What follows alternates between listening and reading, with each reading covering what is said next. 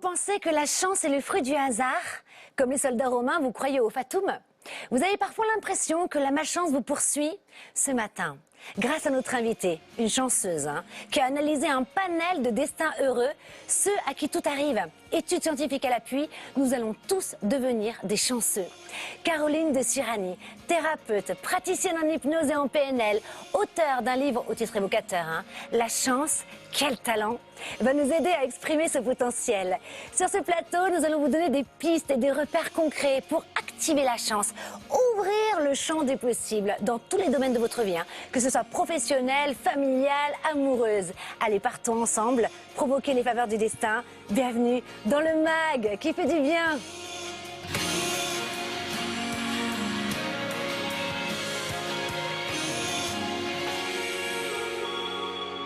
Caroline de Sirani, bienvenue. Merci d'avoir accepté notre invitation. Alors, vous êtes thérapeute, expert en hypnose et en PNL. Et vous avez une spécificité, c'est que vous accompagnez les hypersensibles à déployer leur plein potentiel. Mais si vous êtes là avec nous aujourd'hui, c'est pour autre chose. C'est pour nous dire que la chance, écoutez bien François, ça se crée, ça se provoque et ça s'entretient. Et c'est tout le titre d'ailleurs de votre livre, La chance, quel talent. Alors on va apprendre avec vous à démultiplier cette chance, à la cultiver aussi. Et puis, alors ce qui est super, c'est qu'on retrouve aussi des anecdotes de chanceux. Et ça aussi c'est inspirant, ça donne envie. Merci d'être avec nous. Merci beaucoup. Et François Pomez, notre journaliste scientifique, aussi rare qu'un trèfle à quatre feuilles dans le monde audiovisuel. J'ai failli vous porter une patte de lapin. J'ai hésité longtemps. Pourquoi? Parce que j'ai pas de chance de vous avoir, j'ai déjà de la chance. Bon. C'était pour porter chance au plateau. On en a à foison ici. On passe tout de suite eh bien à vous, c'est l'invité qui fait du bien.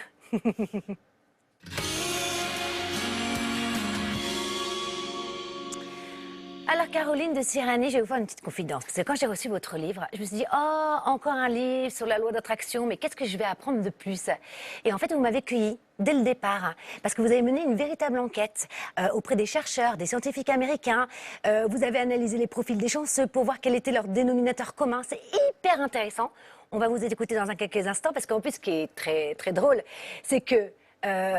ce livre est né parce que tout le monde n'arrêtait pas de vous dire « Mais comment tu fais pour être si chanceuse ?» Et donc, vous avez voulu délivrer vos secrets, finalement.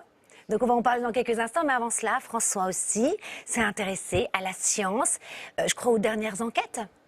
Oui, que dit la science au sujet de la chance? C'est pas évident à dire. Moi, je vais vous faire gagner du temps. Je vais résumer toute l'émission en une phrase, celle de Pasteur. La chance ne sourit qu'aux esprits bien préparés. C'est juste, non. Et pourtant, c'est un scientifique qui a dit ça. Alors que pour les scientifiques, la chance, bon, ça n'existe pas puisque c'est une conjonction de hasard, de statistiques, de probabilités. Bah tiens, justement, vous savez d'où vient le mot hasard? Non.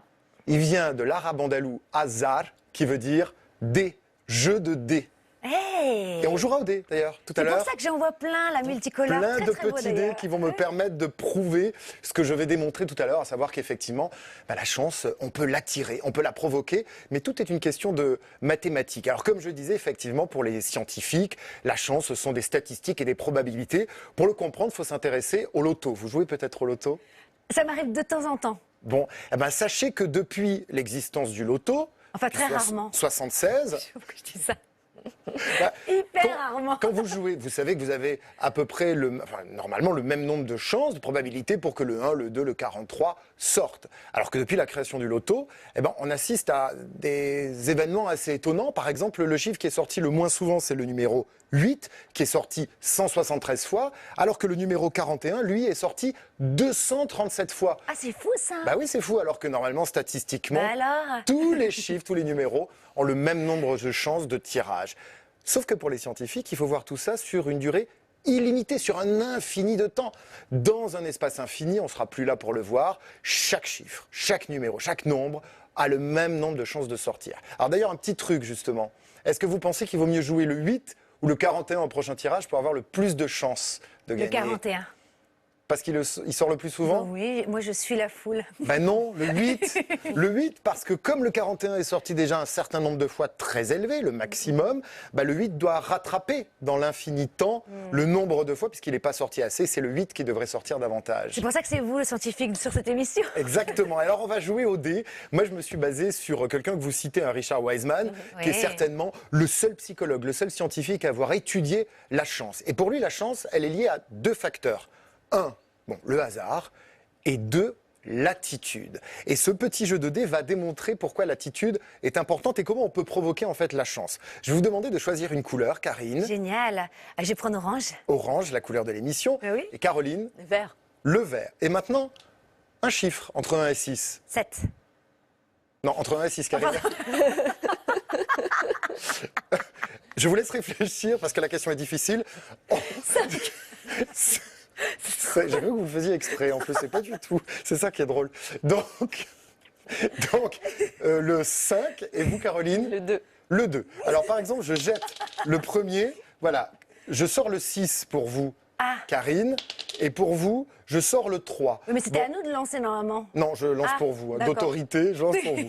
Là, par exemple, vous n'avez pas du tout eu de la chance, vous n'avez pas sorti le chiffre que vous avez choisi. En revanche, si au lieu de prendre un dé orange et un dé vert, je prends carrément les 5 dés orange et les 5 dés verts. Il y a plus de probabilité. Eh ben oui, est-ce que vous gardez le même chiffre? Le 5 Oui. et vous le 2. On y va, je jette. Vous n'avez pas de chance, Karine, vous sortez.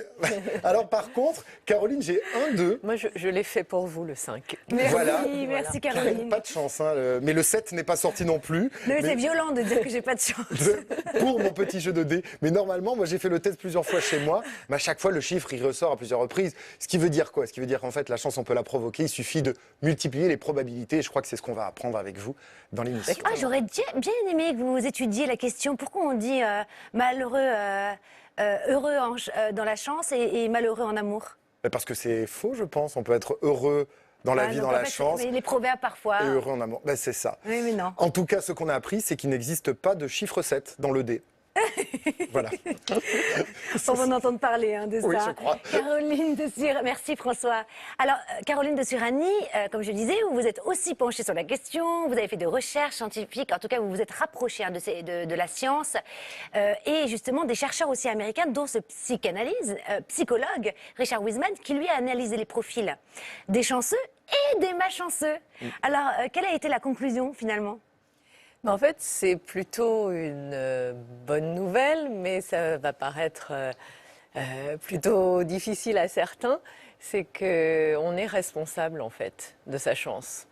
Donc, ça veut dire que tout ce qu'on va mettre en place va nous permettre ou pas d'avoir de la chance. Dans toutes ces études, ils montrent que c'est surtout l'attitude qu'on a par rapport à ce qui nous arrive et pas ce qui nous arrive qui compte. Il a fait faire à des chanceux et des malchanceux une frise où ils doivent mettre tous les événements de leur vie. D'accord. Ils doivent placer en haut les événements qu'ils considèrent comme chanceux et positifs et en bas les événements négatifs. Il a constaté sur 400 personnes que la plupart des chanceux mettent tous les événements en haut et la plupart des malchanceux tous les événements en bas. Et pourtant, ce sont les mêmes genres d'événements. Des deuils, des séparations, des contrats, des mariages, toutes sortes de choses. Donc, il nous arrive en fait la même chose, qu'on soit chanceux ou malchanceux, mais c'est la façon dont on va le gérer qui va changer. C'est ça. Donc, on est responsable, c'est ça le problème, mais l'avantage, c'est qu'on a beaucoup plus de pouvoir que ce qu'on imagine. C'est ça. La chance tombe pas du ciel. Oui, parce que si on est à 100% responsable, on est à 100% capable aussi de faire changer les choses. C'est ça. Alors, vous commencez votre livre en jetant un pavé dans la mare, puisque vous nous dites qu'on est tous nés chanceux. Alors, comment l'argumentez-vous? Parce que j'imagine toutes les personnes qui nous regardent ce matin et qui ne sont pas de votre avis, qui peuvent dire « bah non, je trouve que la vie est injuste, en fait, on n'est tous pas nés au même niveau de vie, etc. etc. » Qu'est-ce que vous leur répondez? Mais en fait, on peut être très différents, mais des personnes dans une situation similaire, certaines vont être très positives, heureuses et réussir à se faire une vie agréable.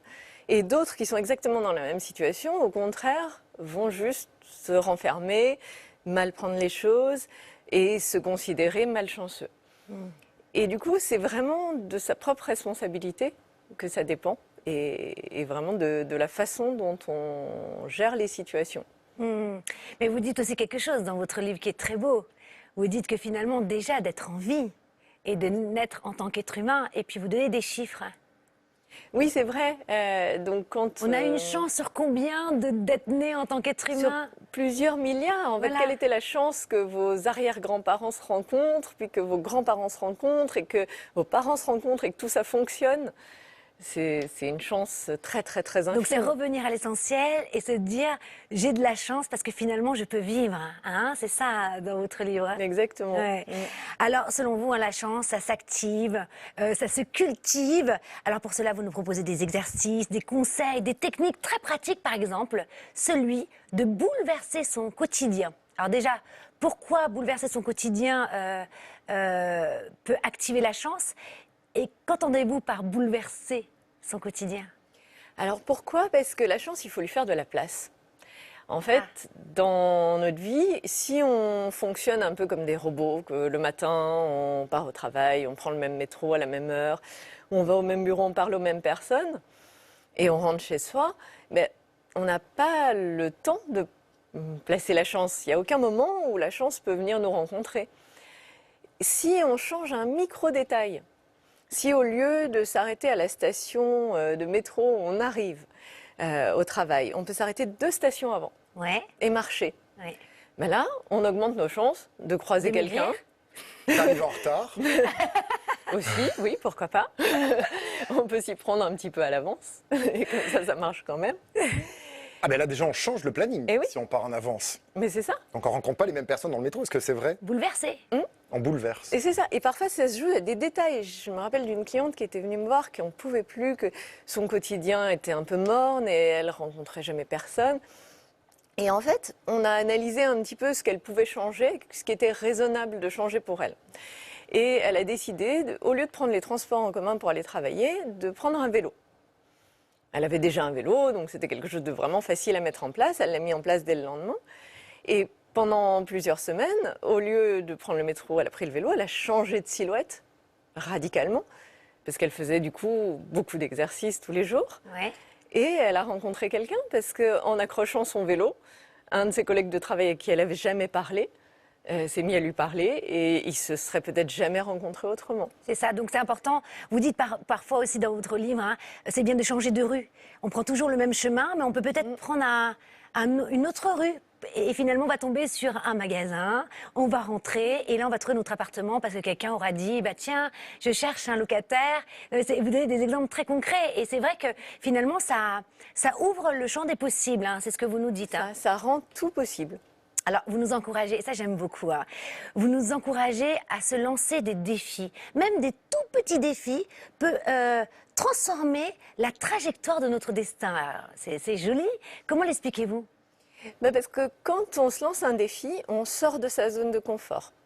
Et c'est quelque chose dont on parle beaucoup. Ça y est, maintenant, on commence à connaître la zone de confort. C'est quand on ne fait pas quelque chose dont on a l'habitude. Et les défis qu'on peut se lancer, ça peut être même chose, des tout petits défis. Ça n'a pas besoin d'être des trucs hallucinants. Ça n'a pas besoin d'être impressionnant. C'est juste, par exemple, si on ne fait pas beaucoup de sport, se mettre un défi de marcher 10 minutes par jour. C'est rien de marcher 10 minutes par jour, mais ça met en mouvement.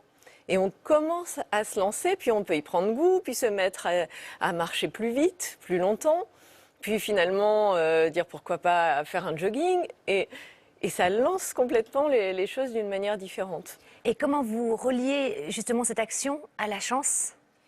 C'est pareil, la personne qui va commencer à se mettre en action, à se mettre à marcher, les gens vont lui dire oh, « mais t'as de la chance, t'as une super silhouette ». Oui, mais en fait, c'est tout un travail, tout un processus. Donc, est-ce que c'est de la chance alors? Est-ce que c'est pas du travail La chance, c'est du travail. travail. La définition de la chance? C'est d'augmenter, c'est comme vous disiez tout à l'heure, d'augmenter les opportunités, comme quand on tire les dés plusieurs fois. La chance, ça vient du latin, cadere, tomber. Donc, c'est accepter le risque de tomber. Et donc, c'est prendre un maximum de risques, de petits risques. On n'est pas obligé, parce qu'on parle toujours du loto, on parle toujours de de grosses chances ou de grosses malchances. Mais en fait, on n'est pas obligé de se lancer dans des trucs énormes. On peut faire des tout petits pas. Et c'est quelque chose, quand j'accompagne des gens en coaching, souvent je leur dis quand on raccroche, il faut que vous fassiez un premier petit pas dans la direction de ce qu'on a décidé. Et un tout petit pas, ça peut être juste se renseigner sur une formation d'un métier qu'on a envie de faire. Ça peut être juste regarder combien ça coûte une maison à la campagne, si c'est ça qui nous fait rêver. C'est des toutes petites choses, mais qui rendent réels les rêves qu'on a. Oui, parce que ça aussi, c'est très intéressant. En fait, j'aime bien parce que finalement, c'est que du bon sens, hein, tout ce que vous dites. C'est qu'à un moment donné, il ne faut pas que ça reste dans l'esprit, hein, il faut l'intégrer et puis il faut aussi le matérialiser. Donc, ça passe par l'action. Alors, petit point gris-gris, bijoux, chiffres, porte-bonheur. Alors, j'ai appris, peut-être que c'est pour ça que j'ai dit 7 tout à l'heure, que le chiffre le plus aimé dans le monde, je l'ai appris grâce à vous dans votre livre, hein, et ben, c'était le chiffre 7. Ah, ben oui, mais il n'est pas Alors, sur les vous voyez, billes. dans ma tête, je me dis 7 voilà, porte-bonheur. Et d'ailleurs, c'est pas étonnant parce que c'est aussi un chiffre sacré hein, dans beaucoup de religions. Vous y croyez à tout ça? Est-ce que vous pensez, est-ce que d'ailleurs il y a des... La science a prouvé ce genre de choses, que lorsqu'on portait, je sais pas moi, un trèfle à 4 feuilles, ouais, pourtant je l'ai porté et j'ai perdu au dé. Hein. Ah oui, c'est Et oui, c'est j'en ai un. trèfle à quatre. Oui, mais parce qu'il est orange et rose, alors qu'il faut qu'il soit vert. C'est ça, oui. Alors? Mais oui, bien sûr que j'y crois. Et en fait, c'est parce qu'on y croit que ça marche. Ah. Si vous allez demander une augmentation avec votre patron, si vous avez un gris-gris sur vous et que vous pensez vraiment que ce gris-gris va vous aider, vous n'allez pas du tout avoir la même Et attitude. si je me déguise en gris-gris, c'est pas plus fort. En pâte de lapin, Ça dépend du patron. faudrait essayer. Attention à la pâte de lapin si le patron est végétarien. Oui, ça marche pas pour les véganes. Alors, et donc? Et donc, si on y croit, ben on va avoir une attitude de gagnant. On va avoir une attitude où, en fait, ça a déjà marché. Et donc, ça a beaucoup plus de chances de fonctionner. C'est pas garanti. Mais donc, avoir un gris-gris augmente les chances, ne serait-ce que pour cette raison. Mais bien sûr. Même si on ne croit pas à l'aspect magique. Après, on peut croire à l'aspect magique. Et c'est vrai que certains objets peuvent avoir un certain pouvoir. C'est vrai qu'il y a vous y des croyez à histoires tout ça d'énergie. Moi, je crois beaucoup. Racontez-moi une anecdote. Est-ce que vous avez eu quelque chose que vous avez eu dans vos mains et qui, pour vous, avait un pouvoir magique? Oui.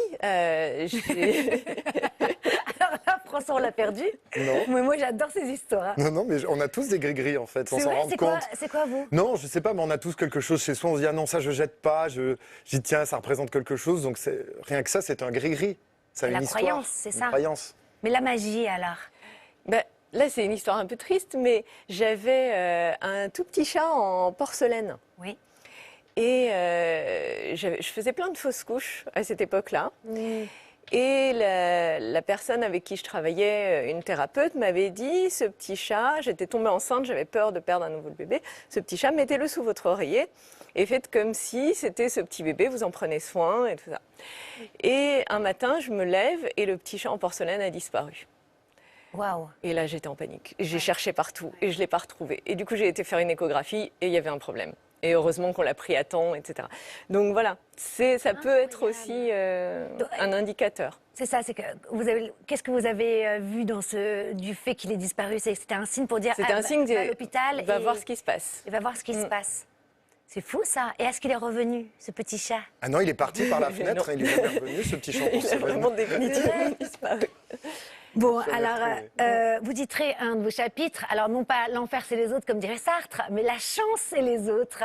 Et c'est vrai que selon vous, eh bien, c'est une des clés de réussite des chanceux, hein, c'est de s'entourer des bonnes personnes autour de soi. Mais ça c'est vrai que je l'ai vu.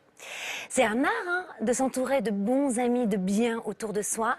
Alors encore une fois, comment reliez-vous, en quoi cela peut favoriser la chance d'être bien entouré? Puisqu'on dit que c'est personnel, la chance. Mais c'est ça, en fait, la base, c'est d'être authentique. On essaye toujours de tricher quand on est avec les autres parce que la société veut ça. On nous demande d'avoir une certaine apparence. C'est une société extravertie. Donc, par exemple, si on est introverti, on va essayer d'avoir l'air extraverti pour bien s'intégrer. Et en fait, quand on arrive à être authentique, on va avoir face à soi des gens qui vont l'être aussi. Et on laisse l'espace aux autres pour qu'ils soient eux aussi authentiques.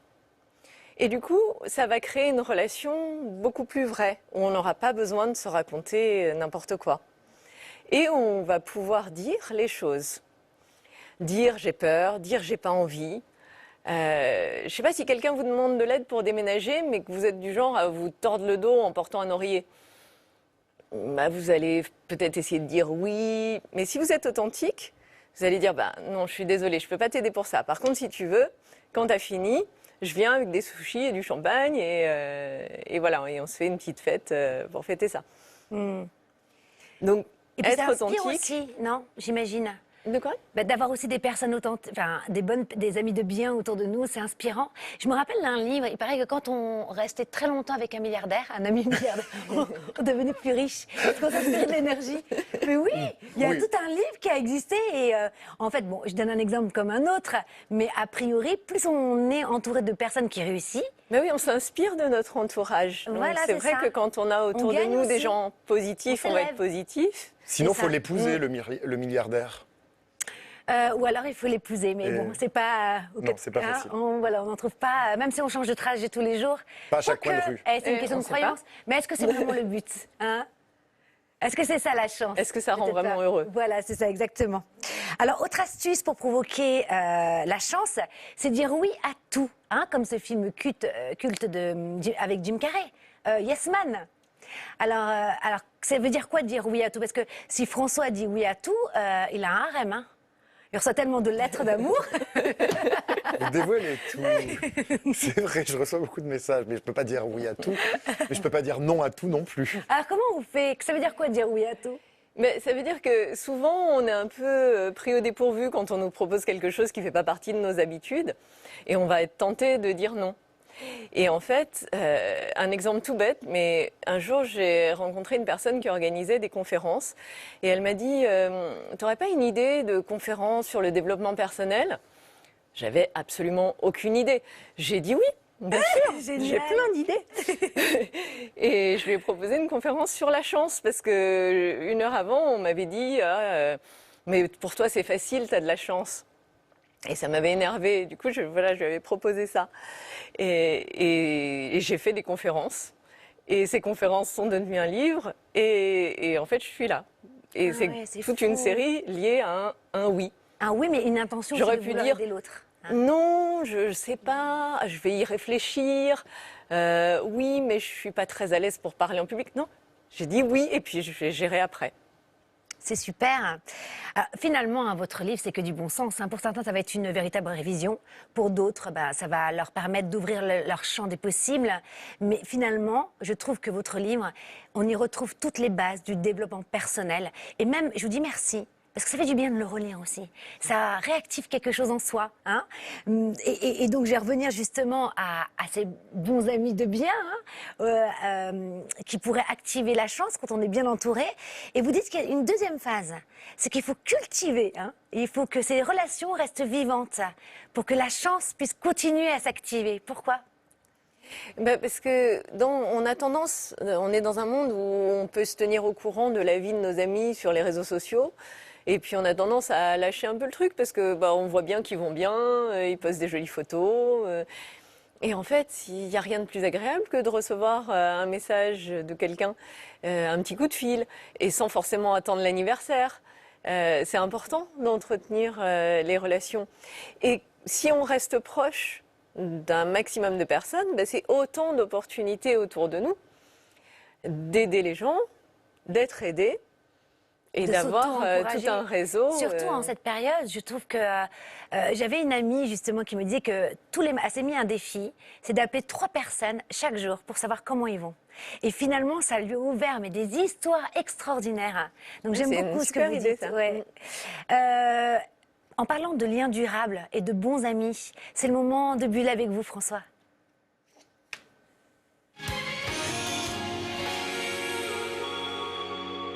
C'est vrai que je vous tartine ce matin, mais c'est l'heure, c'est le matin que vous tartine, Vous me non? tartinez ou vous me taquinez? Et les deux. Bon, C'est ce que je fais le matin. je vous emmène très loin, je vous emmène dans l'espace. Je sais que vous adorez buller dans l'espace. Oui. Quelle est la planète la plus grande de notre système solaire? Jupiter. Voilà. Celle de Alors, la chance. C'est simple. Incroyable. Exactement. Et Mais c'est alors vraiment, fou. c'est pas fait exprès. Mais incroyable. Elle est immense, cette planète. 11 fois son diamètre est supérieur à celui de la Terre. Si on devait la comparer, par exemple, si la Terre était ce petit dé, eh bien Jupiter, ce serait un ballon de basket. Vous imaginez? Et c'est jusqu'à Jupiter que je vais vous amener grâce aux images du télescope de la NASA et de l'ESA Hubble pour aller voir cette planète où il fait pas du tout bon vivre, hein. Moins 160 degrés en moyenne, des orages avec des éclairs 1000 fois plus violents que sur Terre. Wow. Mais regardez ces magnifiques pourtant, c'est images sublime, ouais. de Jupiter. Et je vais vous montrer un petit détail qui peut échapper à l'œil nu, mais quand vous regardez le sud de Jupiter, pratiquement à la limite de l'ombre, il y a des impacts noirs. Et ces impacts, ils correspondent aux impacts de la comète SL9 en 94. Alors on était tout bébé, hein, en 94, Karine, mais pourtant cette comète a été très médiatisée parce que c'était la première fois que deux corps étrangers entraient en contact en dehors de la Terre. Et elle a été médiatisée dans le monde entier et elle a tapé Jupiter en laissant des empreintes quasiment indélébiles qu'on voit encore aujourd'hui. C'est vraiment dans tout le sud, là, vous voyez, des petits trous noirs. C'est superbe, merci, j'adore voyager avec vous tous Jusqu'à les dimanches Jupiter. matin. Oui, jusqu'à Jupiter. C'est loin, hein. C'est beau parce qu'en plus, même dans le symbole, finalement, Jupiter est quand même la plus grosse planète. Ça veut dire que quand on est chanceux, on est... Connectés. Oui, à c'est ça, Jupiter. on est puissant. Voilà, c'est ça que je voulais dire. Caroline de Surani, vous restez avec nous, hein, parce qu'en seconde partie de l'émission, alors là, ça va être du pratique, de la technique. Hein. On va tout... Normalement, après l'émission, on est des super chanceux, on peut aller faire un loto, hein, normalement. Hein. Donc, vous restez avec nous. Il y a aussi le test de personnalité avec François. Juste une toute petite pause et on se retrouve avec bonheur. Hein.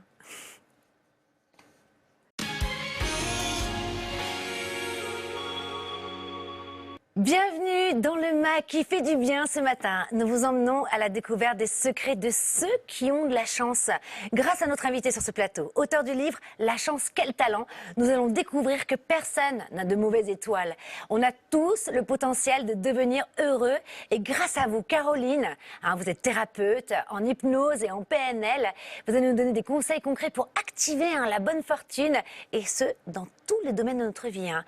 Alors, un peu de patience, on va tout vous dire hein, avant la fin de l'émission. Mais avant cela, c'est le moment de courir aller chercher un stylo, un papier. C'est le test de personnalité, le scienti-test qui fait du bien.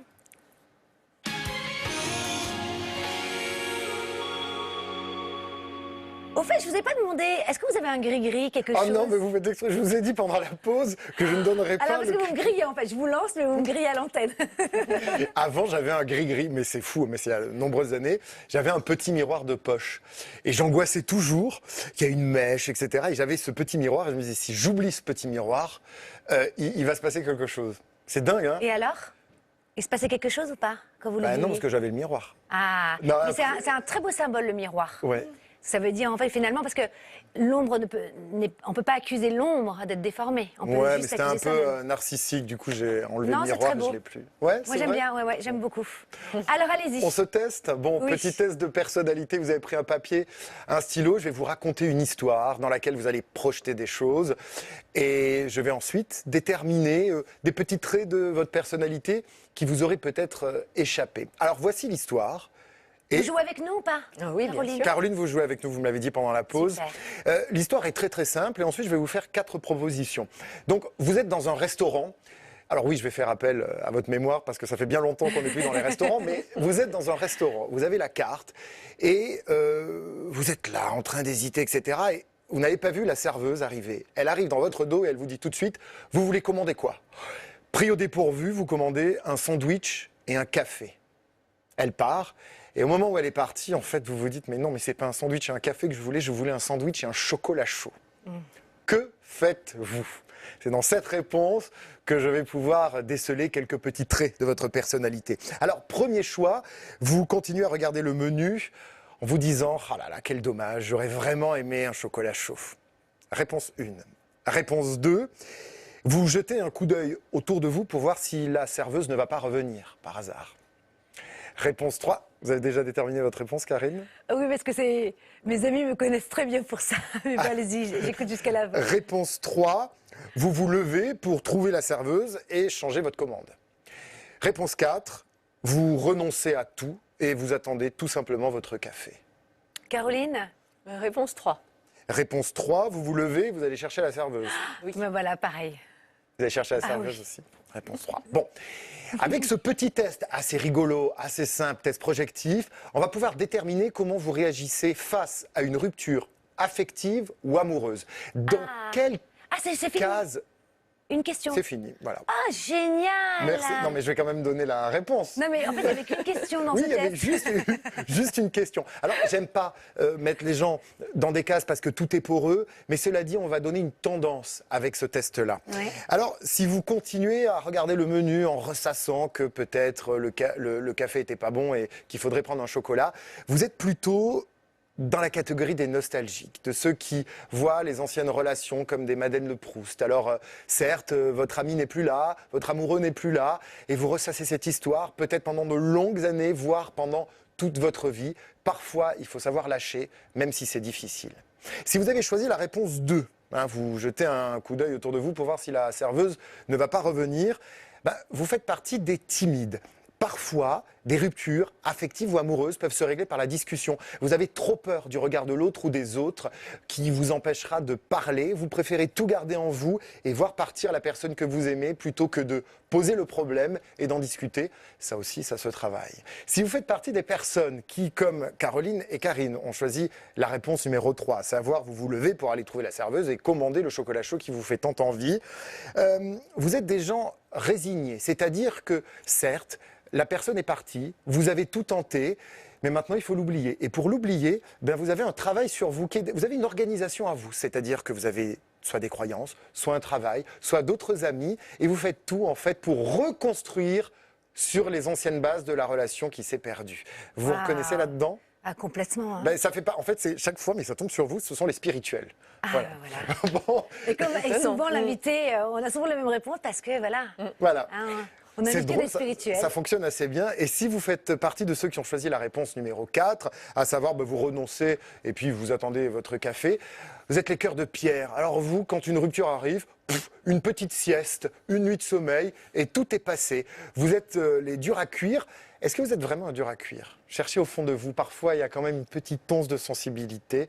Faites-la ressurgir, ça fait du bien d'être triste ou de vouloir retrouver. Et vous êtes quel numéro? Entre 3 et 4. Ah, oh. Voilà. C'est vrai, cœur de pierre? Non, ça Un c'est peu impossible. cœur de pierre. Non, c'est pas vrai. Si. Merci, c'était hyper intéressant. C'est vrai? Ouais, vraiment. Caroline de Surny, alors vous venez nous présenter votre livre, La chance, quel talent. Vous avez mené une véritable enquête auprès des chercheurs américains, mais pas que, hein, puisque vous avez aussi analysé les profils des chanceux et des malchanceux pour voir finalement ce qui les différencie. Hein, c'est ça qui est hyper intéressant.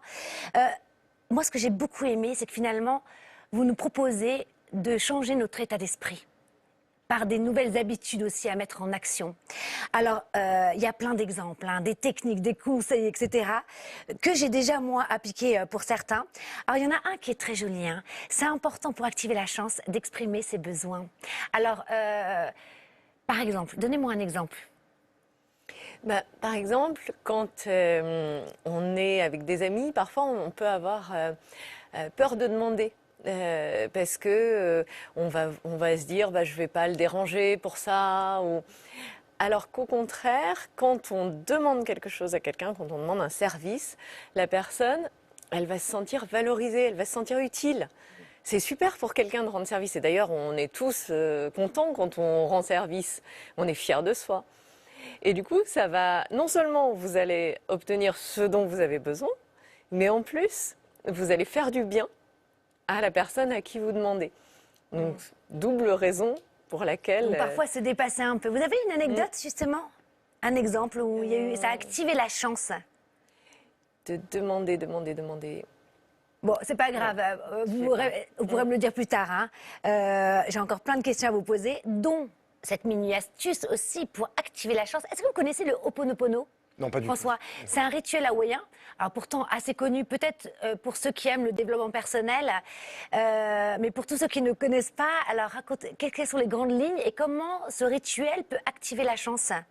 Alors en fait, c'est un rituel hawaïen, parce que sur une île, on ne peut pas rester fâché. C'est compliqué, c'est petit. Ouais. Et du coup, c'est comme un mantra. Il s'agit de dire « désolé, pardon, merci, je t'aime ». Désolé pour reconnaître sa part de responsabilité dans la situation. Pardon, parce qu'on pardonne l'autre. merci de m'avoir fait vivre cette situation qui m'a appris quelque chose. Et je t'aime, c'est j'accepte, je t'ouvre mon cœur, j'accepte qu'on continue ensemble. Et je crois qu'on peut même faire ce rituel pour soi. C'est-à-dire, on peut se dire je t'aime pour soi. Mais ce qui est formidable, c'est qu'on n'a pas besoin que la personne soit là. On peut le faire chez soi en visualisant la personne en face de soi. Alors un exemple, on va donner un exemple. Oui. Sur le désolé, pardon, merci, je t'aime. Allez-y. Admettons que vous êtes fâché, vous êtes disputé avec une amie. D'accord. Donc, vous pouvez visualiser cette personne. Alors, mais pourquoi j'aurais envie qu'est-ce que ça va déclencher, en fait? Pourquoi, quand on se dispute avec quelqu'un, on n'a pas forcément envie de lui dire « je t'aime, désolé », alors qu'on pense, enfin, on reste à pense que c'est de sa faute. Ouais. Mais en fait, les émotions qu'on a quand on est en colère contre quelqu'un, elles se retournent contre nous. Donc, on croit qu'on est en colère contre la personne et qu'on la punit en lui en voulant, alors que c'est l'inverse. On s'auto-punit parce que la colère, la personne, elle la ressent pas vraiment, elle n'est pas là. Et la colère, par contre, nous, on l'a et on la vit. Et du coup, pardonner à l'autre, c'est en fait se libérer de cette colère. Et donc, c'est d'abord se faire du bien. Donc, quand on se réconcilie avec quelqu'un, ou quand, en tout cas, on essaye d'apaiser une relation avec une personne, même si elle nous a fait une grosse crasse, c'est vraiment bon de le faire. Parce que sinon, c'est vraiment une émotion de colère qui est bloquée et qui va se retourner contre nous. Et c'est là qu'on va se cogner, on va se faire mal, ou on va être désagréable avec soi-même, on va renverser un truc, puis on va se dire « ah, quelle idiote !» Donc, voilà, c'est vraiment bon, c'est une façon de prendre soin de soi, en fait, de pardonner l'autre. Donc, c'est, je répète, hein, c'est je suis désolée, pardon, merci et je t'aime. Voilà. Donc, c'est joli comme rituel. Oui, parce qu'on abandonne complètement son ego. Et on va faire toute une émission avec Luc Boudin très prochainement sur le Ho'oponopono. Ça va être intéressant aussi. Alors, pour que la chance fonctionne aussi, c'est important d'être vrai, hein, d'être soi, d'être authentique, vous le disiez tout à l'heure. Et c'est ça qui est intéressant, parce que finalement, plus on se décharge de la colère, de la rancœur, etc., on attire, comme la loi d'attraction, la chance dans notre vie, d'où l'importance, les bonnes énergies, hein, c'est ce que vous dites dans votre livre. Alors, pour ça, vous revenez... qu'est-ce que c'est être authentique? C'est le pouvoir de la vulnérabilité. On va faire une émission aussi là-dessus avec Fabrice Midal très prochainement. Et c'est génial. Est-ce que vous pouvez nous donner les grandes lignes? Mais en fait, c'est ne pas faire semblant de tout bien gérer, que tout va bien, que tout est merveilleux. C'est dire la vérité. Quand on vous demande si ça va et que ça va pas, dire bah non, ça va pas. Et c'est aussi dévoiler des choses personnelles, même quand le contexte s'y prête pas. J'ai une anecdote assez rigolote là-dessus. Ouais, super. C'est quand j'étais blogueuse mode, parce que j'ai un passé assez ancien. Oui, vous avez fait de la radio, vous étiez sur Flip. Et j'ai été blogueuse et j'interviewais des patrons d'hôtels parce que je parlais aussi des hôtels. Voilà. Et je suis invitée à interviewer le patron du Four Seasons, enfin du Four Seasons des Maldives. Voilà, d'un grand hôtel des Maldives, et je le rencontre, et je fais l'interview qui se passe très bien, et il se trouve qu'on a une passion commune pour l'Inde, et tout d'un coup, je ne sais pas pourquoi, je lui dis que je vais partir en Inde, ce qui était vrai, et je venais de faire un achat compulsif juste avant cette interview. J'avais acheté sur Internet des queues de sirènes. Des queues de sirènes. Des queues de sirènes. Alors les sirènes, c'était pas si populaire. On pourrait être copines, en fait. C'est un genre de maillot de bain, mais en forme de queue de sirène. Voilà, j'ai compris. Voilà. Et j'ai acheté ça comme ça sur un coup de tête en me disant je l'utiliserai parce que je partais vivre plusieurs mois en Inde. Et je ne sais pas pourquoi je lui en parle de ce truc-là. Ça n'a aucun sens. Je suis face à un patron d'hôtel. Mais j'ai eu envie de lui raconter ça. Et bien, figurez-vous, il était passionné de sirènes et il cherchait quelqu'un pour faire une vidéo artistique de sirènes qu'il allait diffuser sur une cascade dans son restaurant. Ça, c'est la chance. Voilà. Et il m'a embauchée pour faire cette vidéo. C'est super, je trouve ça trop, trop mignon. Tout ça parce que j'ai lâché une petite anecdote personnelle. Voilà. Donc, être vulnérable, finalement, c'est s'accepter complètement et le donner aussi aux autres. Et assumer même les petite bêtise, parce que franchement, acheter une queue de sirène sur Internet, n'importe quoi. Non, mais moi, ça me donne des idées pour cet été. Vous, ce sera les petites ailes de fée, non? Aussi, peut-être les deux, tiens, une nouvelle créature. Alors, développer son intuition, ça aussi, c'est être chanceux. Pourquoi? Parce qu'on évite les catastrophes. Et oui, lorsqu'on développe notre intuition, c'est ce que vous dites. Et alors là, vous racontez l'histoire de John Woods. Alors lui qui a vécu les plus grands drames, mais en fait c'est le plus grand chanceux parce qu'il a tout le temps évité, par exemple, cet événement, les Twin Towers, le 11 septembre 2017. C'est ça? Non, 2011. 2011. Allez-y, c'est à vous. Oui, c'est un businessman américain et qui a évité plusieurs catastrophes, donc notamment... Ah ouais, excusez-moi, on me dit 2001, 2001, c'est pas 2011. 2001. Déjà. Il a évité différentes catastrophes. La plus récente, les Twin Towers, 5 minutes avant l'effondrement, il a le feeling qu'il faut qu'il sorte de son bureau. Donc il s'en va. Mais ce n'était pas la première fois qu'il échappait à un drame. Il a échappé à plusieurs choses. Il a reculé un voyage d'une soirée parce qu'il voulait aller à un anniversaire. Et il a échappé à un avion qui s'est crashé. Et il a aussi échappé à un attentat. Non, mais c'est fou quand même. Oui, là, c'est même pas C'est une une série. coïncidence, ni une série de hasards. Et comme ça, en fait, il a simplement écouté son intuition. Et c'est pas un espèce de gourou qui fait de la méditation, c'est juste un businessman américain. Et ce qui est important à retenir, ce qui est intéressant et ce qui peut s'appliquer à tout le monde, c'est qu'on a tous de l'intuition. En nous, quelque chose de Tennessee. Aussi. Bien sûr, aussi, évidemment. Forcément. Allô. Et de Johnny, Et de Johnny. par extension. Paix à son âme. Mais voilà, donc on a tous de l'intuition. C'est juste qu'on a tendance à pas l'écouter. Parce qu'en nous, on a le bourreau intérieur qui nous pousse et qui souvent est assez dur. On a la petite voix qui nous conseille. Et parfois, on ne fait pas bien la différence entre les deux. Alors comment faire?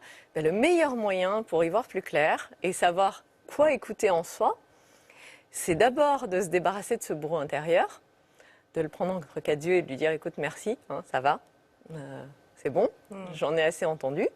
Le remplacer par un coach intérieur que vous pouvez choisir. Vous pouvez choisir une personnalité que vous aimez bien. Vous pouvez choisir Karine, par exemple, qui vous donne des conseils. Et à chaque fois que vous vous surprenez à vous dire quelque chose de méchant intérieurement, vous remplacez la petite phrase méchante que vous vous êtes dite par Karine. une phrase gentille dite par Karine ou par n'importe quelle personnalité qui vous inspire. Moi, j'ai choisi Dominique Farrugia. Chacun son inspiration. Sympa. Et alors, ça vous... Mais ça marche. Vous riez beaucoup, non? Mais oui.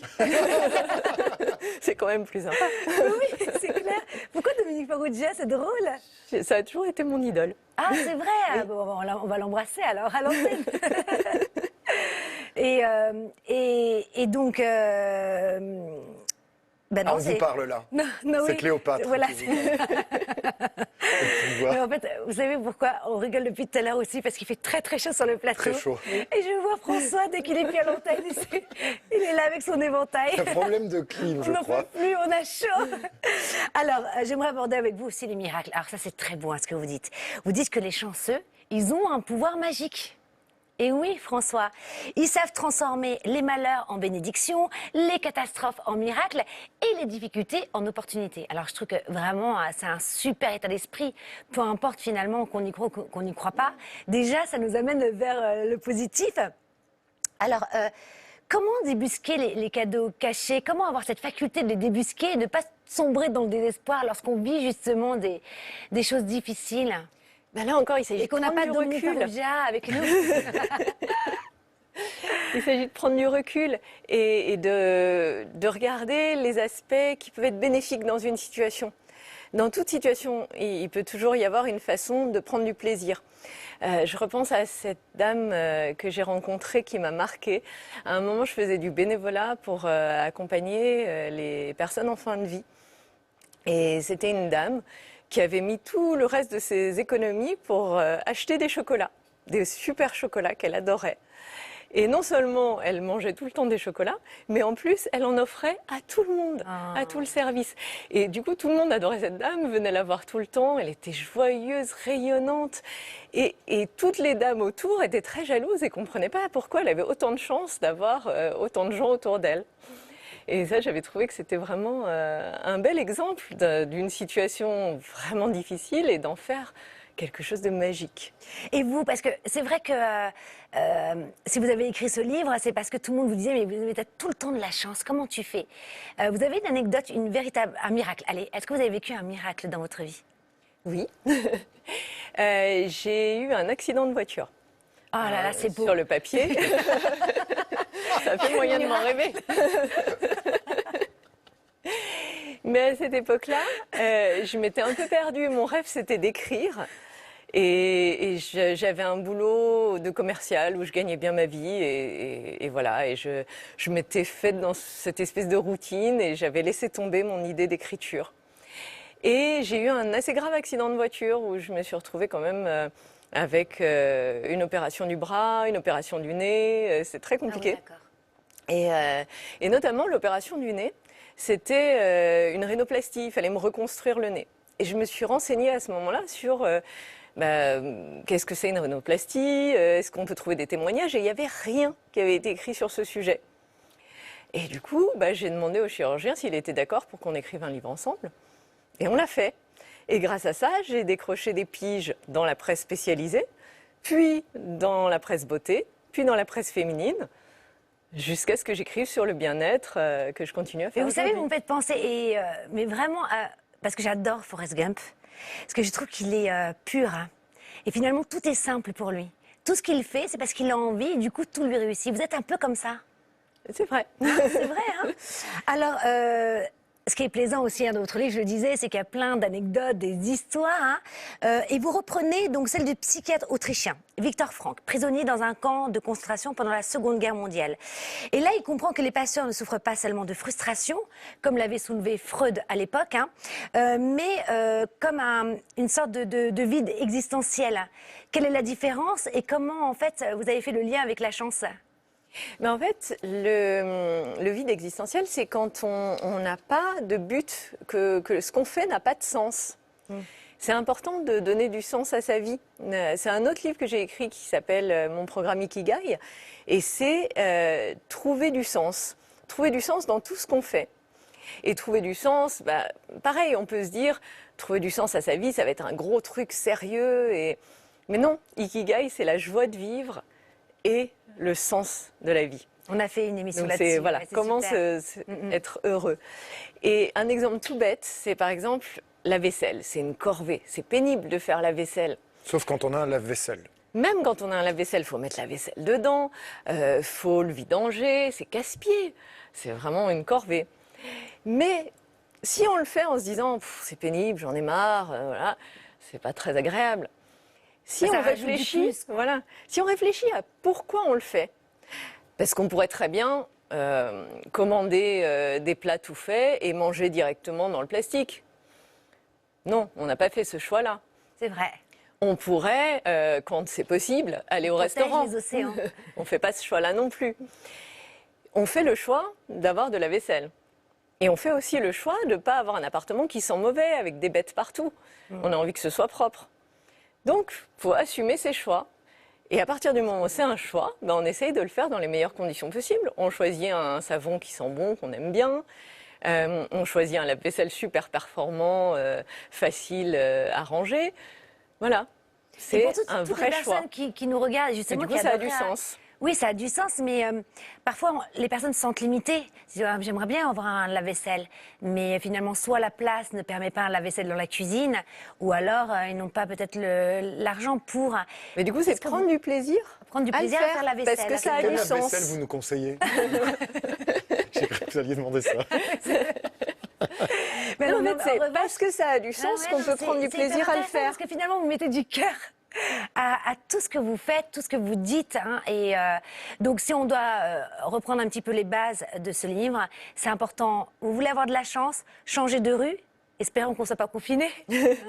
Bouleverser un peu vos habitudes, hein, c'est ça. Mais même confiné, on peut aller regarder quelque chose sur Google sur un sujet qu'on ne connaît pas, aller voir un type de film qu'on ne regarde pas d'habitude, lire un type de livre auquel on ne s'intéresse pas normalement. Ouvrir le champ des possibles. C'est ça. C'est ça. Et passer à l'action, hein, c'est ça. Donc c'est intéressant. Merci en tout cas. Hein. Alors, il y a aussi un autre concept dans votre livre, c'est que la gratitude active la chance. Alors permettez-moi de m'incliner devant vous et de vous remercier Caroline d'être venue ce matin. Merci C'était Karine. un plaisir vraiment. Donc je rappelle donc le titre de votre livre, c'est La chance, quel talent.